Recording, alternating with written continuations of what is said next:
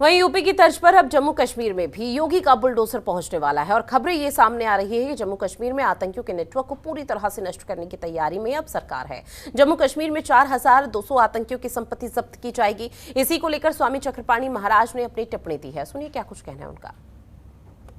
उत्तर प्रदेश की सरकार में बुलडोजर वो एक बार अलग अलग राज्यों में जाता है। उत्तर प्रदेश में कानून व्यवस्था बिल्कुल दुरुस्त कर दी है, उसके साथ ही अलग अलग राज्यों में बुलडोजर का काम जारी है। या आप हरियाणा ले लें या आप मध्य प्रदेश को ले लें, अब बुलडोजर पहुंच चुका है जम्मू कश्मीर। दरअसल जम्मू कश्मीर से खबर आ रही है 4400 ऐसे घरों को चिन्हित किया गया है जो आतंकवादियों को पनाह देते हैं या आतंकवादी हैं या आतंकवादियों का किसी तरह सपोर्ट करते हैं। ऐसे घरों पर जो है एक बार फिर बुलडोजर चलेगा और साथ ही उन लोगों को भी चिन्हित किया गया है। स्वामी जी हमारे साथ हैं। जम्मू कश्मीर में जो है अभी एक खबर आई निकल के जो है जो वहाँ के जो है एलजी हैं वो जो है वहाँ चिन्हित किया गया है और उनको जो है चिन्हित करके आतंकवादी को जो सपोर्ट करते हैं उन पर कार्रवाई की जाएगी। देखिए, जम्मू कश्मीर का ये बड़ा अच्छा वो है। वहाँ के गवर्नर माननीय मनोज सिन्हा जी हैं, बहुत ही अच्छे व्यक्ति हैं, मैं जानता हूँ व्यक्तिगत तौर पे, बहुत ही कार्य करने वाले हैं, पहले रेल राज्य मंत्री भी थे।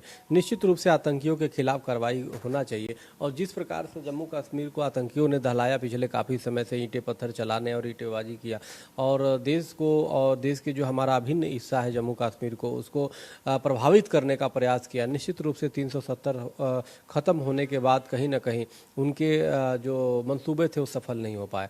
अब वहाँ पे कार्रवाई करने की आवश्यकता है, तो मैं बिल्कुल बहुत इसका स्वागत करता हूँ। वहाँ पे बुलडोजर चलना चाहिए आतंकियों के खिलाफ और आतंकियों को सहयोग देने वाले को भी खिलाफ चलना चाहिए, क्योंकि बहुत ऐसे लोग हैं जो आतंक खुद नहीं कर रहे लेकिन आतंक को सहयोग दे रहे, तो आतंक के सहयोग देने वाला उससे भी ज़्यादा खतरनाक है।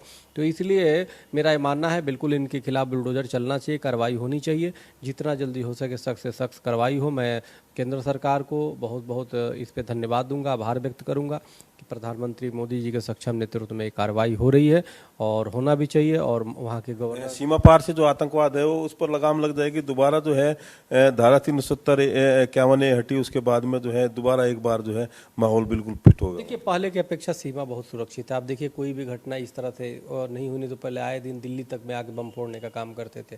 तो इसलिए पाकिस्तान तो ऐसे ही अपने उसकी हालत ख़राब हो चुकी है, तो इसलिए यह सराहनीय है और मैं इसका प्रशंसा करता हूं कि आतंकियों के खिलाफ कार्रवाई होनी चाहिए सर।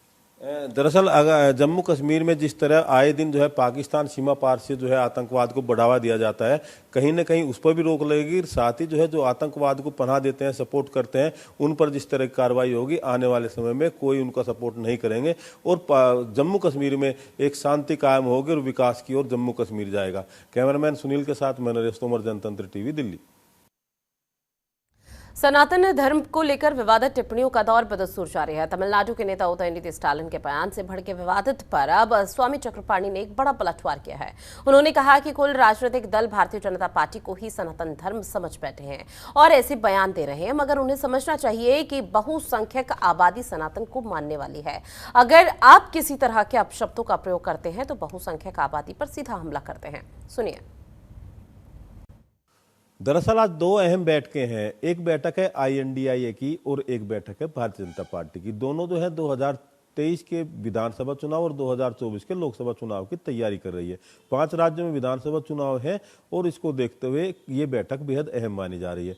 सबसे बड़ी बात क्या है, अब की बार इस चुनाव में जो है सनातन धर्म को जो है खूब अपशब्द कहे जा रहे हैं, भर भर के अपशब्द बोले जा रहे हैं, लेकिन इस पर जो है दोनों पार्टी की ओर से कोई भी प्रतिक्रिया नहीं है। आरोप प्रत्यारोप लग रहे हैं लेकिन कानूनी कार्रवाई भी नहीं हुई। ऐसे में जो है खासतौर जो साउथ के राज्य हैं वहां से जो है बार बार सनातन को गाली दी जा रही। हमारे साथ अखिल भारत हिंदू महासभा के राष्ट्रीय अध्यक्ष हैं चक्रपाणी जी महाराज। चक्रपाणी जी महाराज से पूछेंगे क्या स्थिति, आखिर ऐसे क्यों सनातन को जो है क्यों गाली दी जा रही है, इससे क्या चुनाव जीता जा सकता है? चक्रपाणी जी महाराज, जिस तरह जो है हिंदू धर्म को जो है गाली दी जा रही है, क्या इससे जो है चुनाव और ज्यादा विरोधी या जो सनातन को मानने वाले में मानते हैं चुनाव जीत सकते हैं? देखिए, दो बातें हैं। एक तो निश्चित रूप से जो इंडिया गठबंधन है और जो अभी तमिलनाडु में जो चल रहा है प्रकरण, एक तरफ तो सनातन धर्म को कोरोना और मलेरिया और डेंगू तक कह दिया गया, दूसरी तरफ उनके फिर जो शिक्षा मंत्री हैं वो अशिक्षित भाषा बोलते हुए उन्होंने कहा कि हम सभी 26 पार्टियां इंडिया गठबंधन की एकजुट है सनातन को ख़त्म करने के लिए। यह बड़ा दुर्भाग्यपूर्ण है, कहीं ना कहीं इनके दिमाग की गंदगी सामने आ रही है। लेकिन उसी के साथ मैं कहना चाहता हूँ, केंद्र में प्रधानमंत्री मोदी जी हैं, उन्होंने क्या कहा? उन्होंने ये कहा कि जी आप हमारे जो मंत्री हैं वो तथ्यपरक जवाब इनको दें। सवाल इस बात का है, जवाब तथ्यपरक देने का नहीं है, यहाँ पे कार्रवाई करने का है। मैंने माननीय महामहिम राष्ट्रपति जी को पत्र भेजा है और सरकार को तत्काल चाहिए कि जहाँ पे हिंदू वहाँ पे अल्पसंख्यक में है, हिंदुओं को सनातन को मिटाने की बात हो रही है, नहीं सीधी सी है कि हिंदुओं को धमकी दिया जा रहा है, तो हम आखिर क्या इंतजार कर रहे हैं? क्या वहाँ पे हिंदुओं का नरसंहार हो उसका इंतजार कर रहे हैं? क्योंकि अभी मालवीय जी ने जो वो भी किया था कि नरसंहार की बात किया है।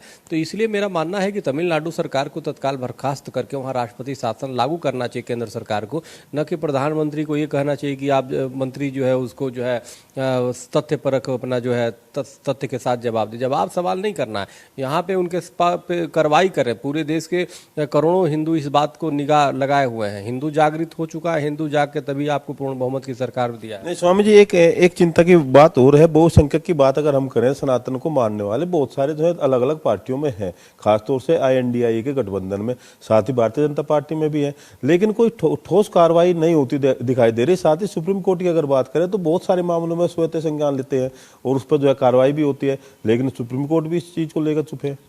नहीं, देखिए हम किस पे भरोसा करें? अब देखिए ना, उत्तर प्रदेश में योगी जी की सरकार है, स्वामी प्रसाद मौर्य वो वहाँ पे नंगे नाच कर रहे हैं, सरेआम जो है सनातन धर्म को आज सालों भर से गाली दे रहे हैं। हमारे लोगों ने कितने शिकायत दी, योगी जी ने तो कभी उन पर बुलडोजर नहीं चलाया। मैं तो चाहता हूँ चलाओ बुलडोजर, क्यों नहीं चला रहे?